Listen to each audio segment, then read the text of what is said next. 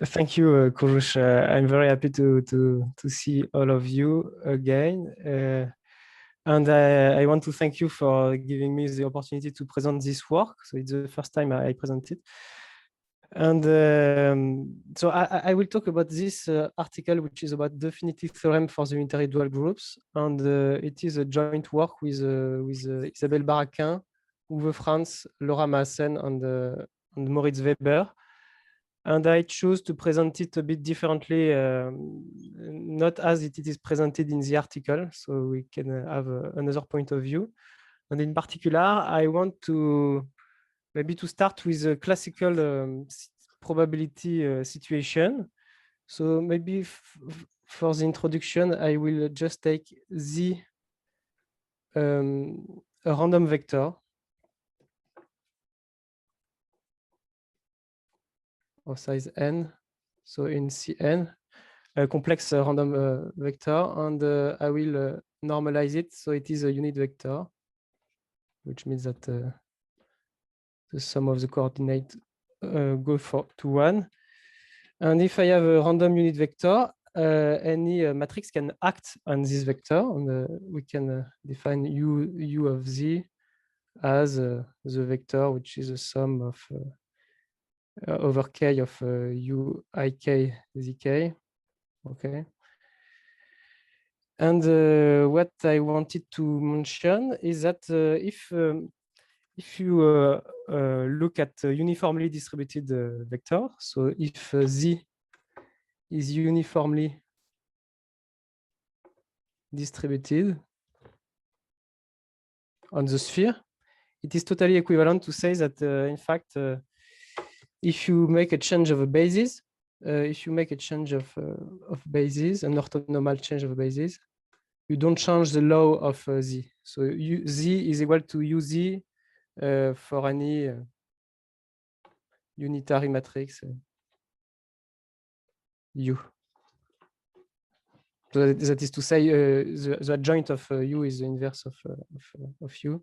So if you sum over k u I k u j k bar is most of the time vanishing, except if I is equal to j, and it is the same if you go on the other side.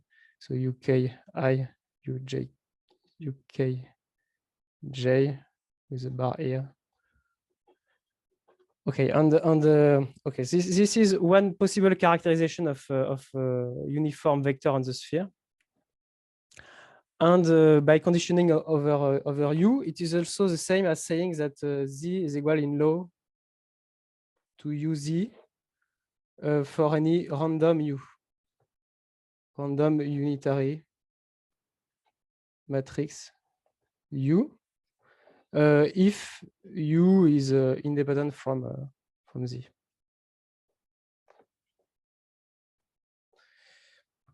So in the classical setting, there is not a lot of difference between taking u constant, a constant matrix, or u random matrix which is independent from z. But when we will pass to the non-commutative side, it will be important to have a random u. Okay, so this is the classical situation, and maybe one way to introduce our work is to ask about the non-commutative version of it. So in which sense I want to talk about non-commutative analog? It's just that we replace some non-commutative analog of a uniform unit vector. I want just to replace the algebra of a variable. So in this setting, the variables are bounded. So it's the algebra of a bounded variable by an algebra, possibly non-commutative A. Okay, and I will have in this algebra the notion of taking the conjugate of z by having an involution in this algebra, which take A to A star. Probably you already have the you already encounter this counterpart, this non-commutative counterpart of the probability theory. And instead of taking the expectation, I will just take a a linear functional tau, which go from A to C. So usually we take tau to be positive or something like that to have more structure, but for our case, it will not be important to have this positivity. I will ask to be normalized. So algebra contain a unit with 1 unit. And in our talk, tau will be a trace. Tau is a trace, which means that even if the algebra is non-commutative, you have the commutative relation inside the trace. So if you apply the trace, you can reverse the order. Okay. So in our article, it's more general, like as we look at more general linear functional. But for this talk, I will restrict us to traces, I think. Okay, and instead of speaking about the law of a vector, I will speak about the star distribution. So for bounded variables, so the law of a vector is completely determined by the moments, the mixed moments of each coordinate. So the star distribution will be exactly that. So we take the collection of all the moments, the star distribution of z I will be the collection of all the trace applied to a word in I. So z I1, z I M, and I can put star if I want. I can put the adjoint if I want. So epsilon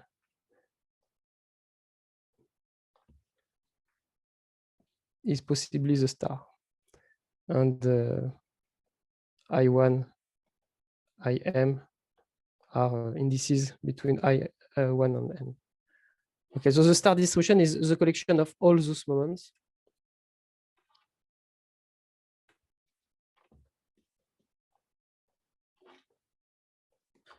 And so when I say that two distributions are the same, I just want to say that if you take the same word in two different vectors and apply the trace, you get the same moments sequence. Okay, and now if we look at a non-commutative variable, so I will take z I in a non-commutative algebra, and I will normalize it the same way. So the sum of so here we don't have the concept of modulus, so I will just put z I star z I, which is the analog of the modulus square of z I, and I ask this sum to be 1, and I ask for the fact that if you multiply z by if you make a change of basis of z, you don't change the star distribution. And in fact, if you impose that for any matrix U which is unitary, if you impose that, you don't characterize the laws. So there is possibly more than one distribution which has this property. So in the non-commutative case, you must ask for a stronger condition to define the uniform vector. And one way to do that is to replace. So in the second characterization, when I put the independence of U, I can multiply z by U with non-commutative variable and ask for the non-commutative analog of the independence, which is the free independence. So maybe the question is, so maybe I just write this property does not characterize the star distribution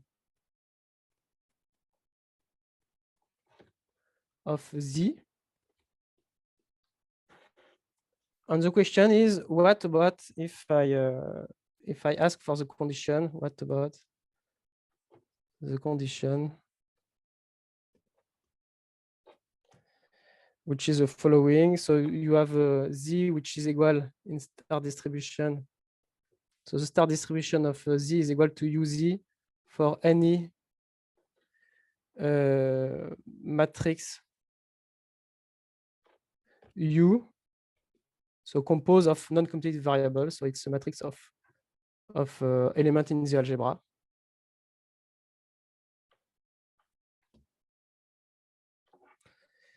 Such that U is unitary. So unitary is the same condition. So U ik U jk star is equal to delta ij, and is also the same as U ki U j kj when you put the star in the other way.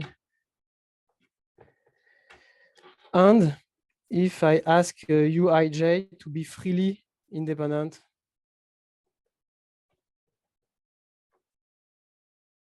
from the I. So this is maybe the question I want to start with the free independence, which is the one of Voiculescu. Free independence of Voiculescu. I will recall it in one moment.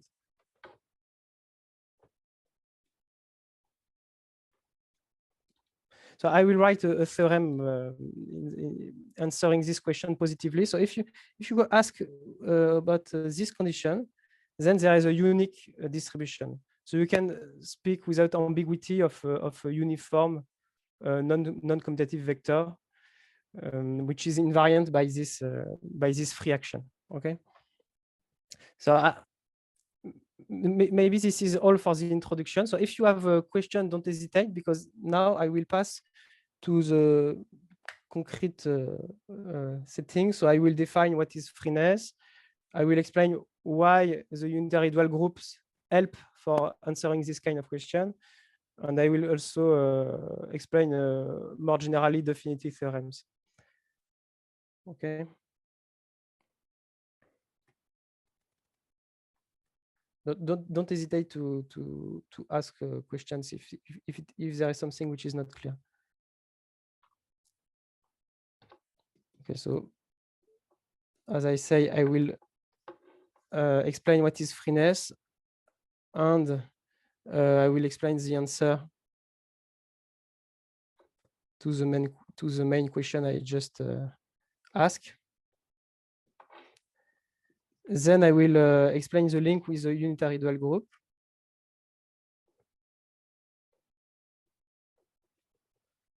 And then I will explain more generally a definitive theorem, which is the same kind of question, but maybe in a more general sense.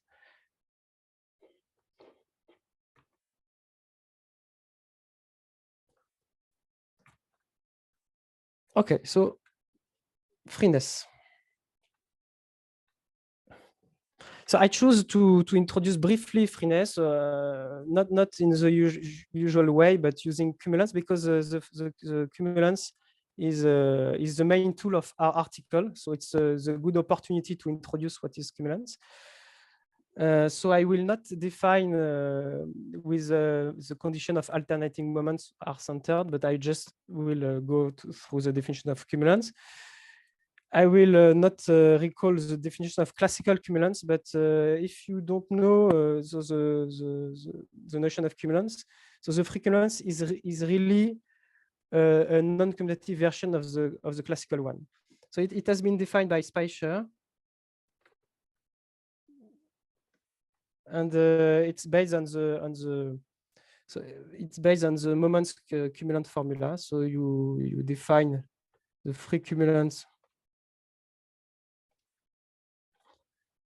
kappa of variable of non-commutative variable a1 am with the formula that the tau of a word in a1 am is equal to the sum over some non-crossing partition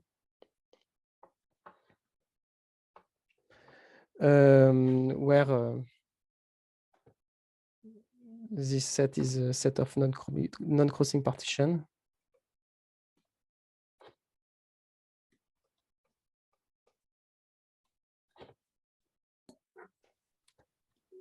And you sum over the product of all blocks inside this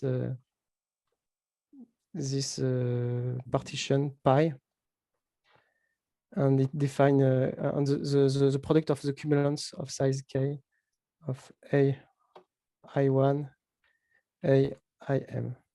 So probably you already know this definition, but for the few of you that don't know this formula, so it seems that it defines more the moments tau in terms of the cumulants kappa. But in fact, you can reverse these relations inductively. It is also a way to start from tau and define the free cumulants kappa, and then you can go to the notion of free independence of Voiculescu, which is really an analog of the classical independence. And you say that two sets of non-commutative variables are freely independent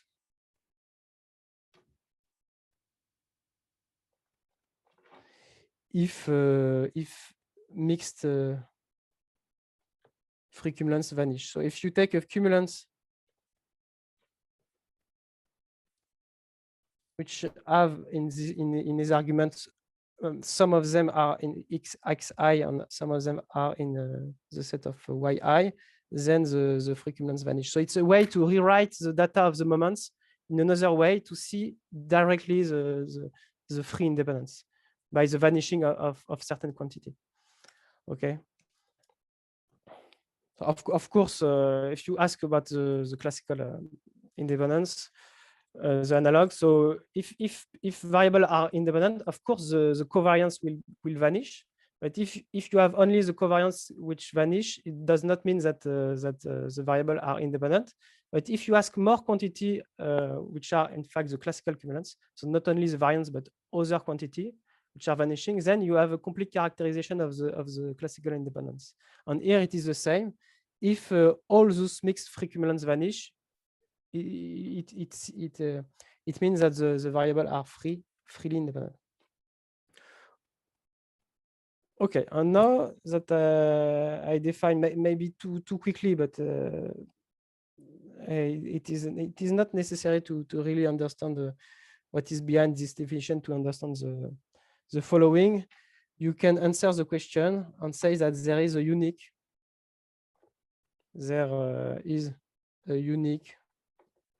distribution of the I such that, so you have this normalization, the I star, the I, which is equal to 1, and Z is equal to Z to UZ. So Z is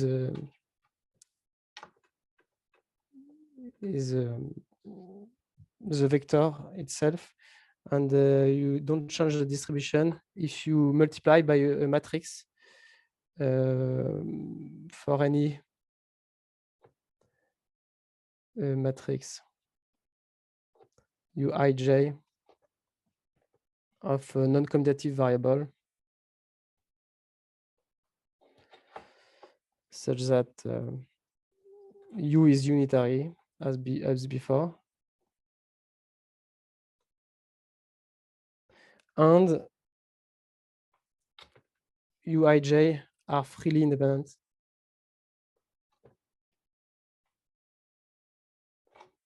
from the I. Okay, so this is the answer of the question I asked in the introduction, and it's a kind of smaller version of the definitive theorem for a very particular situation where the Z are normalized. Okay, so this answers the question, and we call in the article we call this distribution is called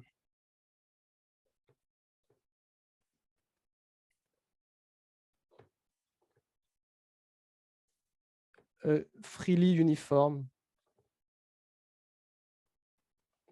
unit vector, because so the vector is normalized, and if you act freely on it, then you don't change the distribution of this vector. Okay. So we have a complete description of the cumulants of this vector. I will not write them. And it's in a certain sense, it's a basic object, because if you ask about invariance for vectors which are non-normalized, so this is a more general situation where Z is non-normalized. So if Z, so not necessarily with the sum of the modulus, which is equal to 1, but if Z is equal in star distribution to UZ for matrices U of a non-commutative variable with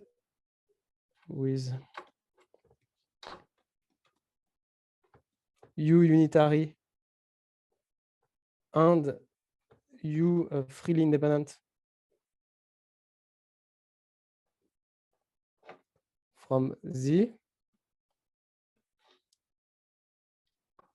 then you can decompose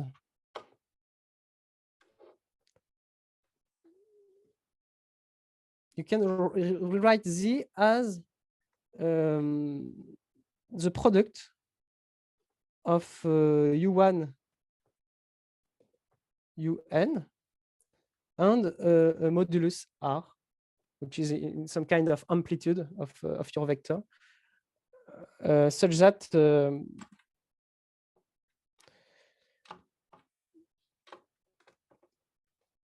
U1 UN is a freely uniform unit vector.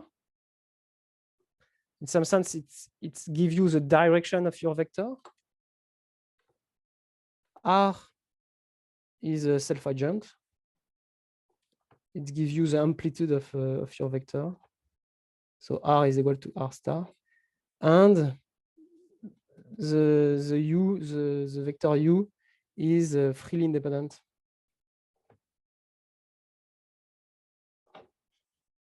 from R.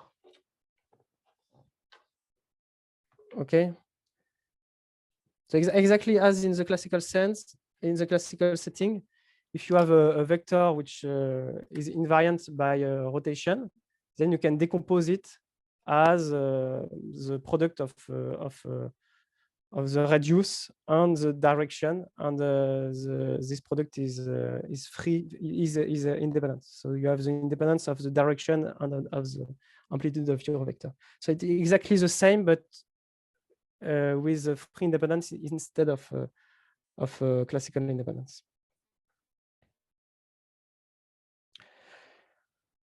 Okay, so this is in some sense some kind of toy definitive theorem. I will go for more general definitive theorem after.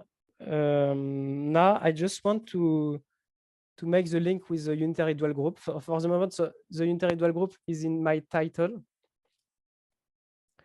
and I did not introduce it. So I think it's the moment to explain why it is linked to the unitary dual group.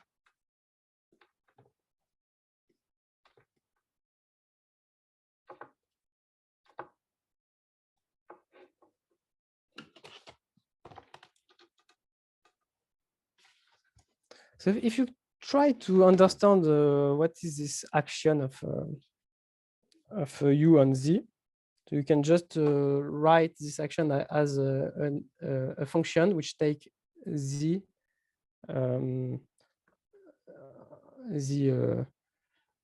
go from U Z. So what I mean by that is Zi alpha Zi is equal to the sum of U ik Zk. And if you, because you have the invariance under this action, you can do it twice. And if you do it twice, for example, you ask for alpha square on Z, then you have another matrix which appears. let's call it V, where so V U is V I K U K J. Okay.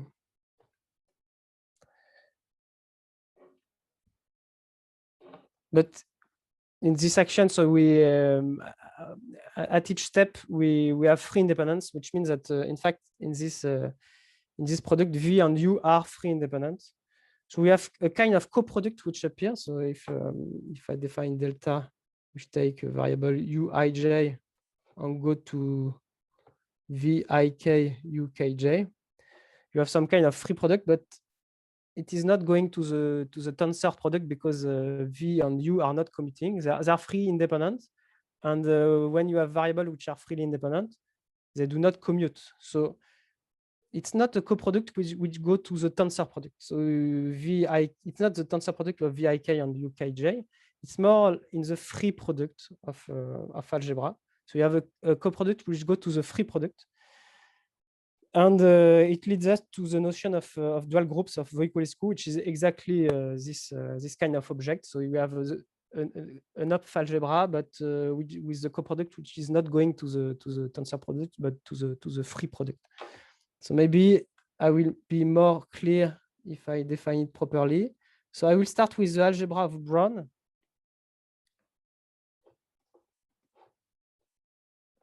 And because it's in some sense it's a kind of a unitary group, I would call UN, and it's just the algebra generated by some uij and uij star with I and j between 1 and n, such that you have the unitary relation when you form a matrix with the uij. So you have uik ujk star, which is delta ij, and the same if you go on the other way, ki ukj. Okay, so this is an algebraic version of the unitary dual group. It's just an algebra, a star algebra with this relation. And if you define it like that, you can define the coproduct. The coproduct is going from the dual group, the unitary dual group, to the free product of the unitary dual group with itself. So it is a free product of algebra.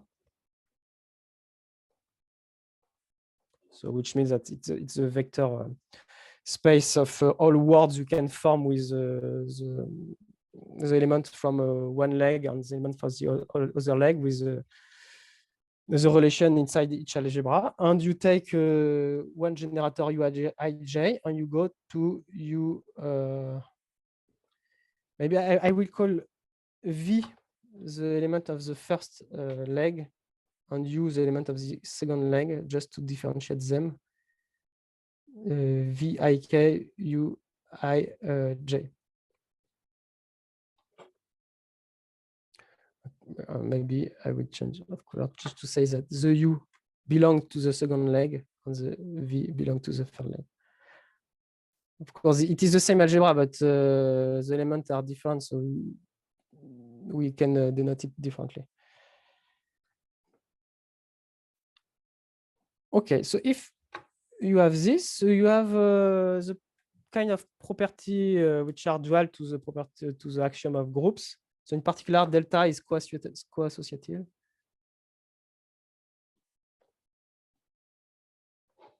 So it means that if you first apply delta and then you apply delta to one of the leg, it is the same that applying delta and then applying delta to the second leg. With this, so instead of the axiom of in Hopf algebra, you don't have the tensor product. Here it is a free product of morphism, but you have the same kind of property, and you can define a co-unit delta which take uij. So delta is a linear functional. We take uij and go to delta ij, and you can define the antipode sigma.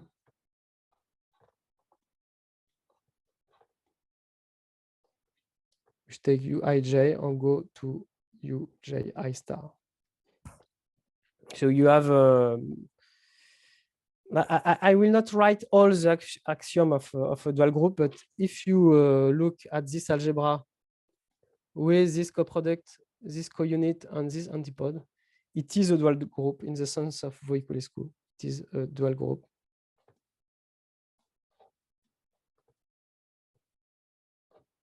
Which means that you have exactly the same axiom of the groups, except that the arrows are reversed. But you have exactly the same kind of axiom. And it is called, this particular dual group is called the unitary dual group.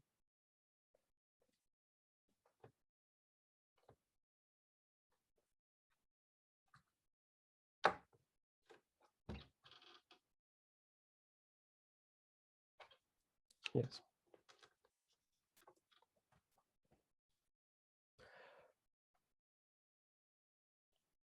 It looks like quantum groups also. So maybe you are more familiar with quantum groups where you go to the tensor product, but it's the structure is it's much more complicated, and we don't have all the theory of quantum groups, which the existence of R state, etc. We don't have, maybe for the moment, but maybe it has to be defined. But for the moment, we don't have a very good theory for this. So UN is not a quantum group.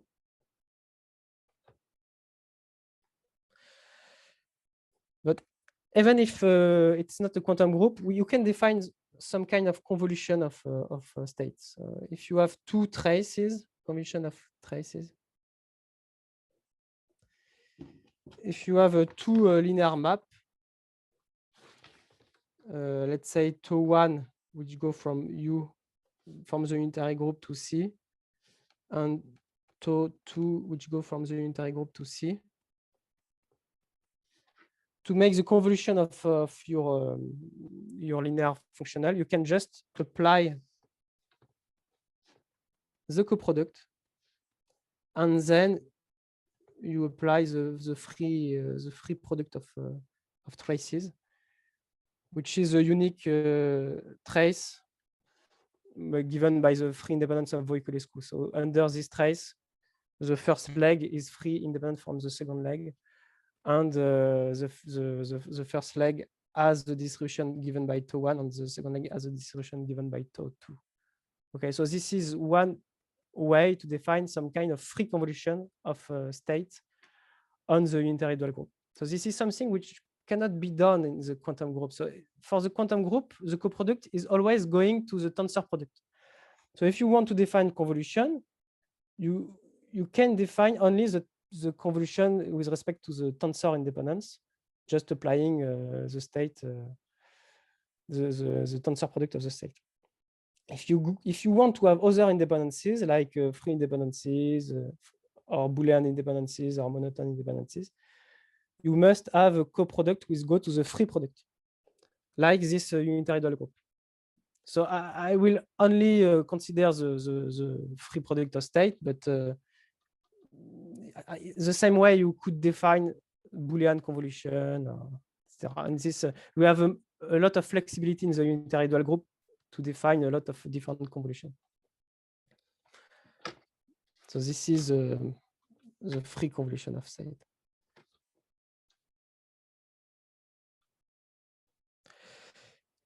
If you take n is equal to 1, then this is just the unit circle, and this free convolution is just the multiplicative free convolution on the unit circle. But here we have more dimension. Okay. So this is a free product on. So this this object is a free product on the free product of algebra.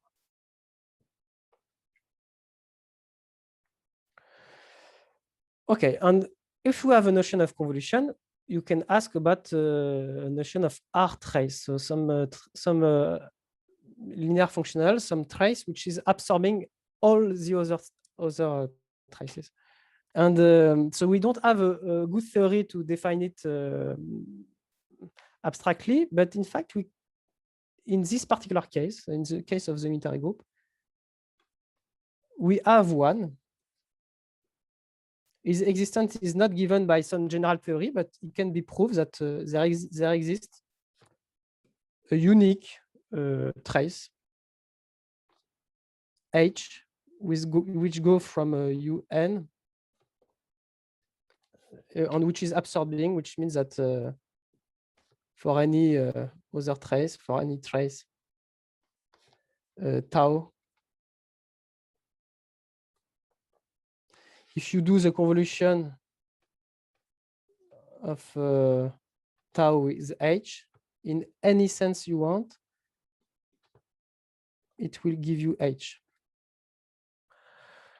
So it's an absorbing state for traces. So it's not absorbing every state. In fact, it's only absorbing traces. And it's why we call it, H is called the R trace.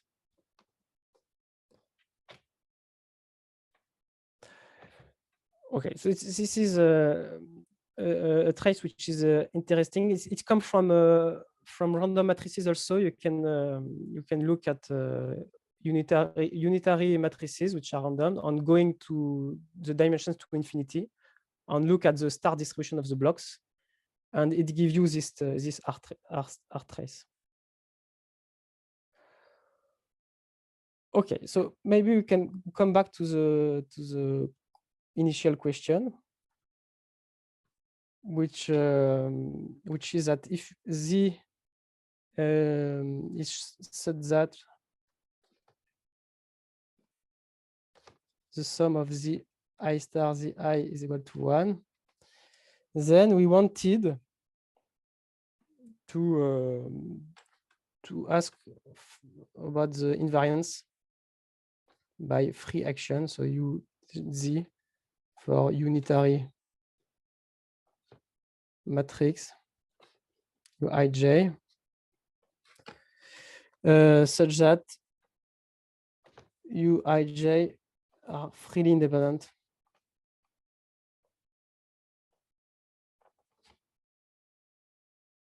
from Z.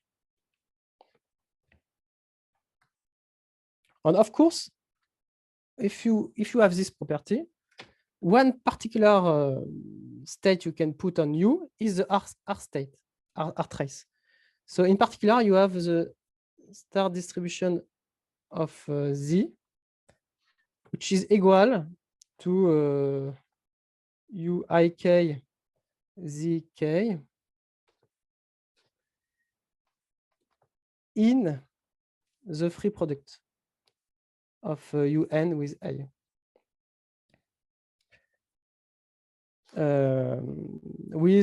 With a very particular trace. So it's a particular case of the properties that you are invariant by all matrices.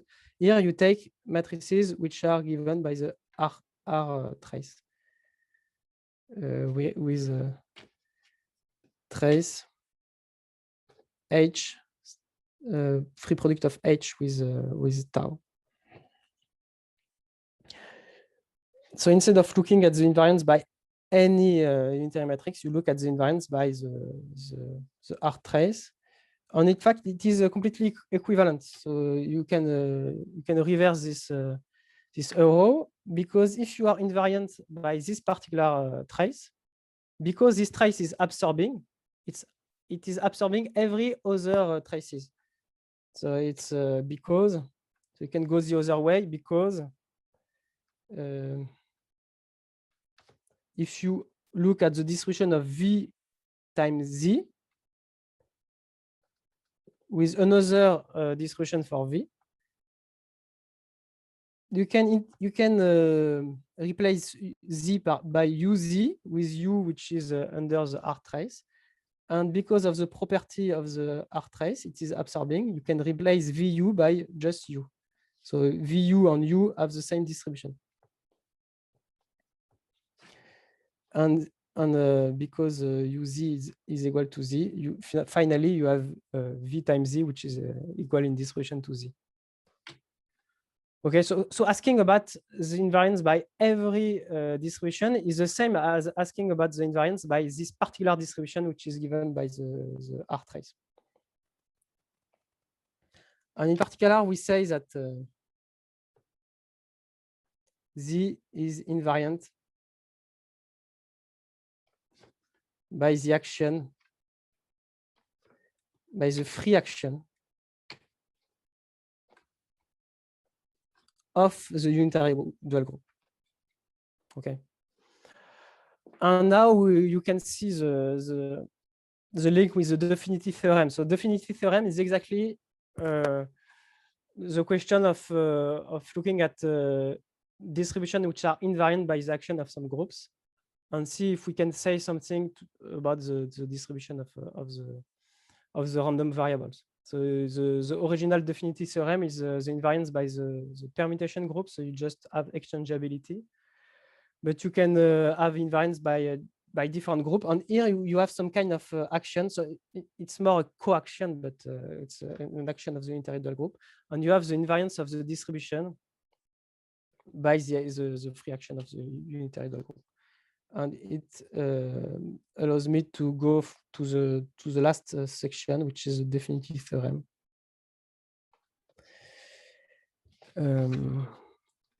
Yes.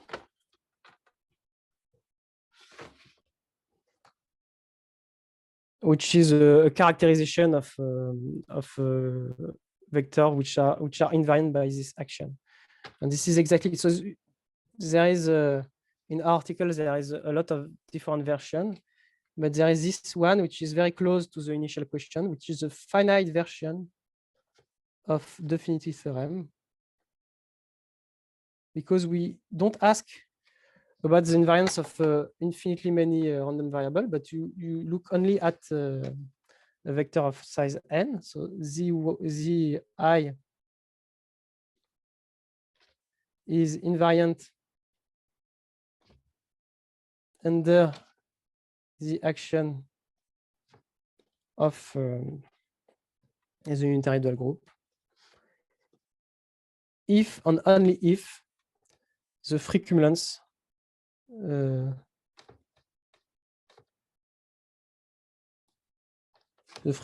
of Z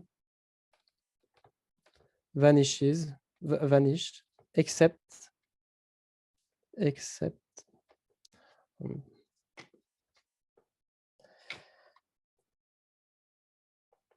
those of type kappa of Z. So you have some alternating choice of the star. So you have Z star Z, Z star Z, etc. And for the indices, they go by pairs. So you have I1, I1, I2, I2, etc. So this particular kind of cumulants which are non-vanishing. And also because it is tracial, you can also move a bit the order, and you have the same free cumulants if you start with something with have no star. So the I1, the I2 star, the I2, etc.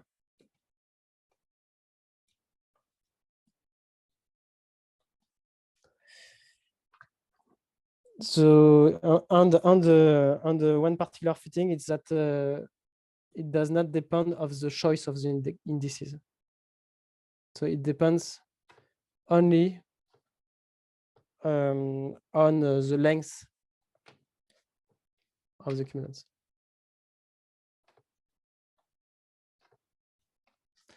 Because if you are invariant by the action of the unitary dual group, in fact, you are also invariant by the action of the permutation. So you can you have exchangeability. You can reverse the choice of the indices. So the particular choice of the indices in the cumulants does not affect the value of the cumulant. Okay, this is really, I think, the main result of our article is the fact that if you have invariance by the unitary dual group, it's sufficiently rigid to completely fix the kind of cumulants you can have, the kind of free cumulants. If you know the free probability theory, you probably know the R diagonal elements. It's a kind of R diagonality, but R diagonal element is only for one variable. So if you take n is equal to 1, then it's exactly R diagonality. Here we have more than one variable, so each one is R diagonal, but you have also condition of mixed cumulants, which are a bit different. It's a kind of it's a R diagonality for more than one variable.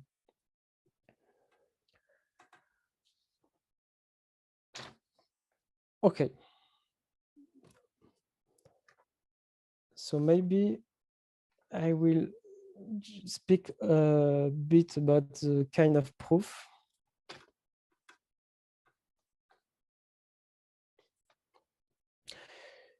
Because it's using some property of cumulants, which is very interesting. In fact, for proving that the action of the unitary dual group give some very particular kind of cumulants, we use a formula for cumulants of product.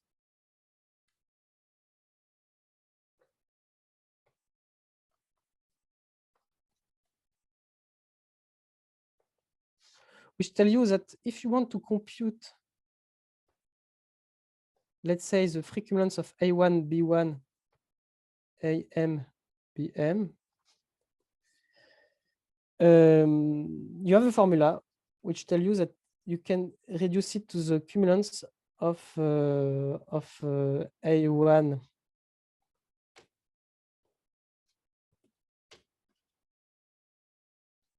B1 AM BM without product. I will not say on which it is the sum, because maybe I have not time to do the details, but you have some kind of cumulants, some kind of formula like that, which allows to compute the cumulants of product of variable in terms of cumulants of the variable separately. In particular, if the A and the B are freely independent, you do not have mixed cumulants which appear in the sum, and you can write everything explicitly. And it's helping because if you are invariant by the free action, in particular, if you want to compute the cumulants of the Z, I, just replace the Z by a product of U I K Z K,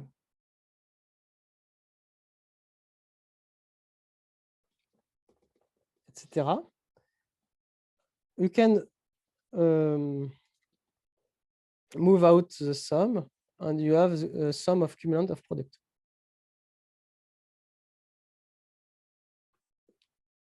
Then you use the formula. And this is the sum over partition of the cumulants here without the product. And because we have a very particular kind of cumulant for the unitary dual group, so we have explicit free cumulants in our article with Michael Ulrich. In fact, most of the term in this sum is vanishing. If you do the combination, most of the time is going to 0, most of the time. Except, of course, the cumulants of type I have described before. And the proof is going like that.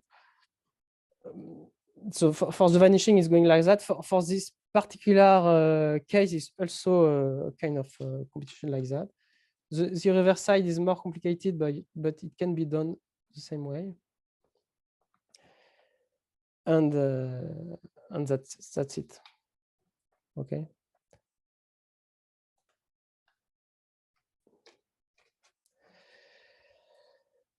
And now, so this is a general theorem. And now, what if we come back to the original question where the sum of the zi star zi is equal to 1? I say that, of course, you can apply the previous theorem, and you know that the free cumulants vanish except those two kinds of free cumulants. But it does not give you the uniqueness. So there is a lot of possibility still. So why it is unique if you impose also this normalization? It's because here again, you can compute, you can use the formula for product of variable. So if you compute the cumulants of 1, you can replace the cumulant of y of 1 by the cumulant of the sum of zi star zi, and do the same trick. So you have a sum of over some certain kind of partition of K2M zi 1, etc.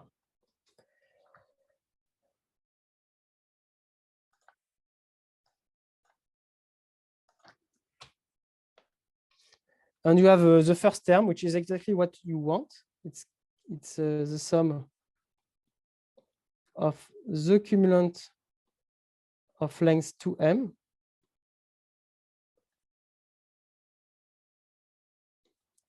plus other terms which are already determined because they are of length less than 2m. So by the theorem, all those cumulants are the same. So you have a sum of the indices give you a term of order n to the m times k2m, and you can take the first index to be 1 if you want, because all those terms are the same. And inductively, it gives you a formula to completely compute the cumulants of your variable z. You can so this relation gives you a formula to completely compute. So inductively, K2M of the I1, etc., is completely determined.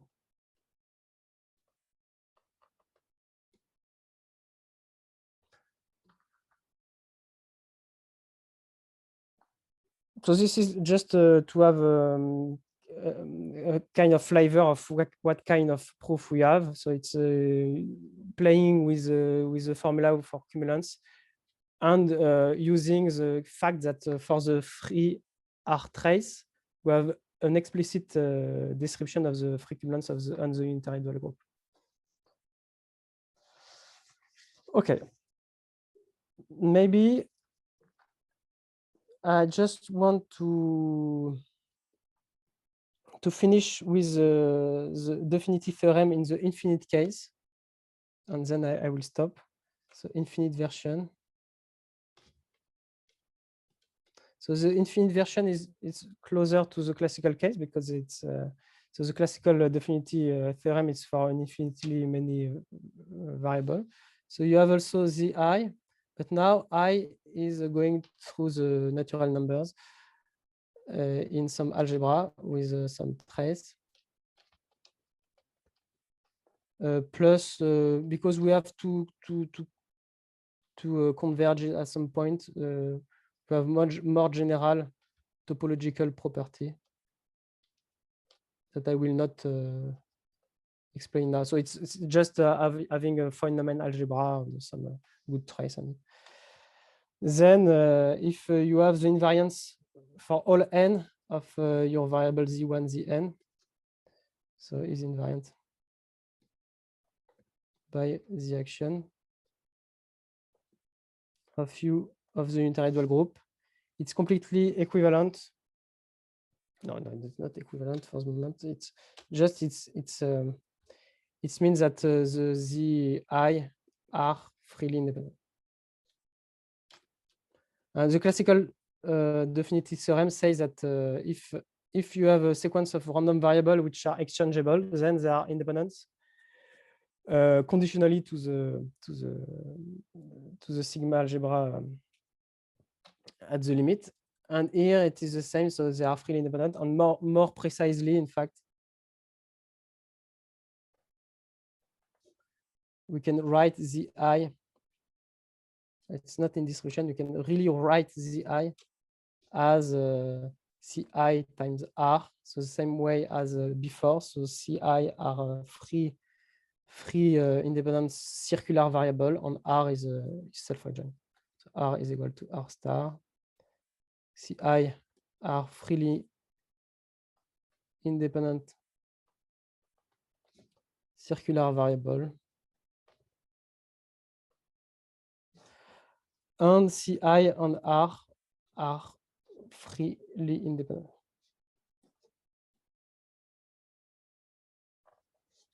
So it's not exactly, they are not exactly freely independent. In fact, they are freely independent with amalgamation over the algebra generated by R. Okay.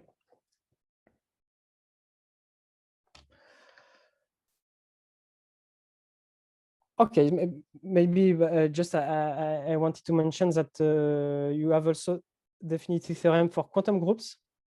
And for quantum groups, there is not really a finite definitive theorem. So you have an infinite definitive theorem, but the fact that we have in the unitary dual group a finite one is a very particular case. It's because you have a lot of rigidity.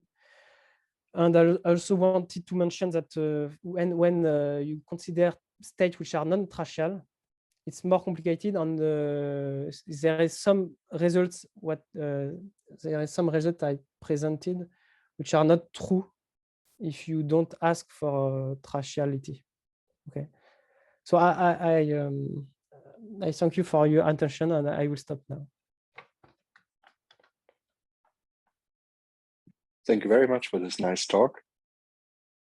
Are there questions or remarks or comments?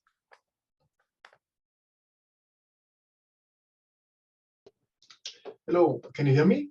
Yes. Yes. Yeah, so very nice talk, Hyom.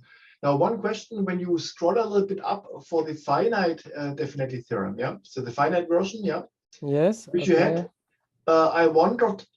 So, of course, one could ask. There's also a finite definitive theorem in the classical setting.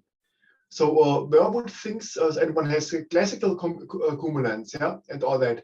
So, if one tries to provide the classical version of that result, where do things break down, or is there some hope?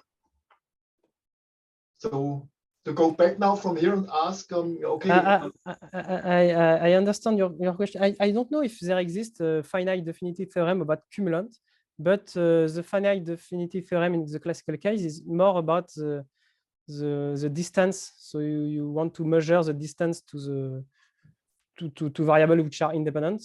So you have some kind of Wasserstein distance from your vector to a vector of independent variable which are Gaussian. And in fact, we have something like that in the free case also, using the Stein method. So this finite definitive theorem, it can be proved in the classical setting by the Stein method. And hopefully for us, there is a free analog of the Stein method, which has been introduced by Nelson and Fatih, and we can use it here to quantify the distance to free circular variables. So it is decreasing exactly the same decay as in the classical case. So you have 1 over square root of n.